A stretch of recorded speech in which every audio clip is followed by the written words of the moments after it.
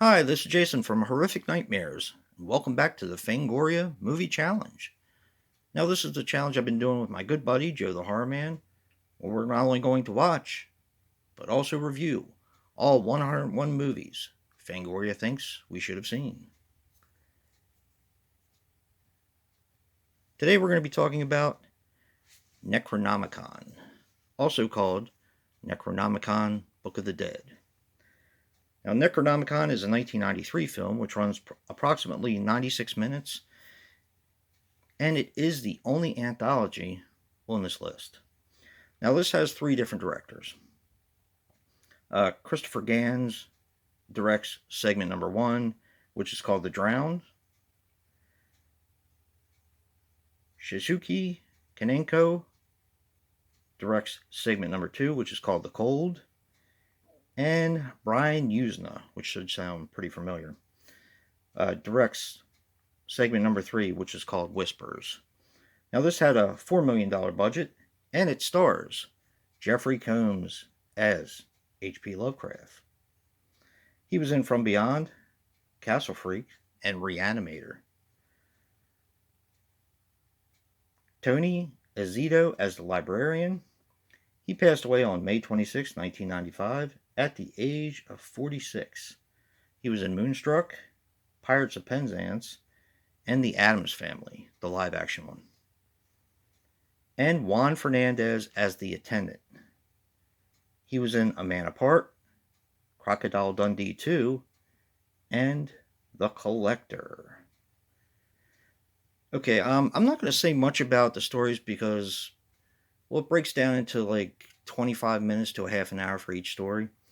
The wraparound is where Jeffrey Combs comes in. He, of course, plays H.P. Lovecraft, and he is trying to find the Necronomicon to do some research on his short stories. And he is in this library, which is very old and kind of creepy.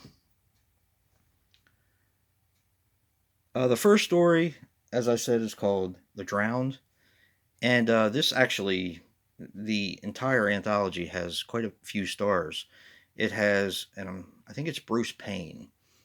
He's the guy that played Warlock in Warlock 3. Of course, everybody hates that movie. I don't. I happen to like it. Dennis Christopher is in this. I can't remember the guy's name now. The guy from Return of the Living Dead that was the cremation guy. He's in this. It's got a lot of stars in it. So we have our first segment, which is called The Drowned. And The Drowned is about a guy who needs to find the book in order to bring back a loved one who has died from something that he had done. And I'm going to leave that one there. There's a lot more to this story. I'm just going to kind of give overviews to all the stories. The second story is called The Cold, and that actually has David Warner in it, speaking of stars, and that's the one with Dennis Christopher in it as well. The Cold is where a girl actually finds a place to live. She's telling the story to Dennis Christopher, but she says her mom found a place to live, which is kind of deceitful, but I'm not going to get into that. But she found a place to live, and there's a scientist that lives upstairs who is working on something, let's just say, everlasting, and I'll leave it at that. Really cool story. And the third one is probably the the most interesting, I guess, most colorful, definitely. But it's definitely a Brian Usna story. You can definitely tell because it has that body horror type stuff and a lot of stuff coming out of bodies and all kinds of crazy stuff. You know, he's kind of known for doing stuff like that from Society, Silent Night, Deadly Night Part 4, I believe. And, so on and so forth. Rottweiler, I believe he did as well. But this is a really odd watch because it was a first time watch for me. And it is actually a fantastic anthology. There is not a weak story on it. The effects are amazing. absolutely amazing. The score is really good. Where you, in most anthologies that you watch, you have kind of a weak story. Even in Creepshow, I'm not a big fan of the final story in the original Creepshow, the one with the roaches. Now, a lot of people may like that, but I'm just saying that there is. It's not that I don't like it. It's just the one I find to be the weakest in the story. And you kind of have that in almost every anthology you watch. This, in my opinion, doesn't have a weak story in it. Now, granted, I like some more than others, and I'm not going to do this the same way I do most anthologies and grade them by part, because we're trying to keep the reviews. Joe and I are trying to keep the reviews um, to a similar format. But this is amazing, and I did top 20 for 2020 anthologies, and of course, this was not in it because I hadn't seen it yet.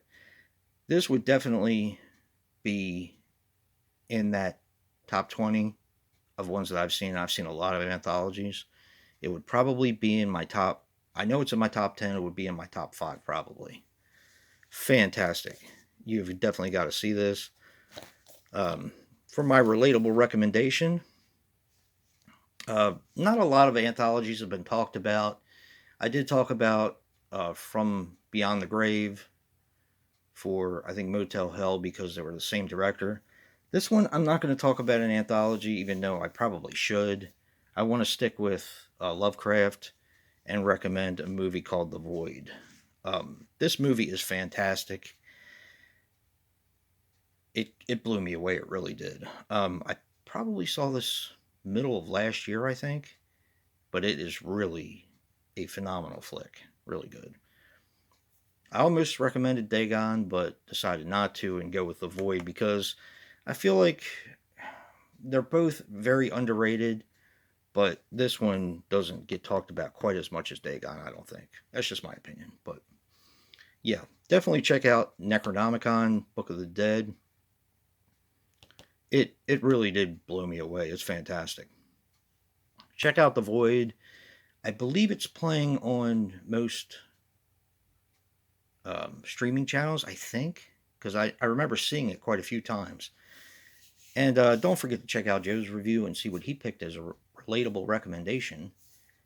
And if you like what you see in here, hit that like button and subscribe.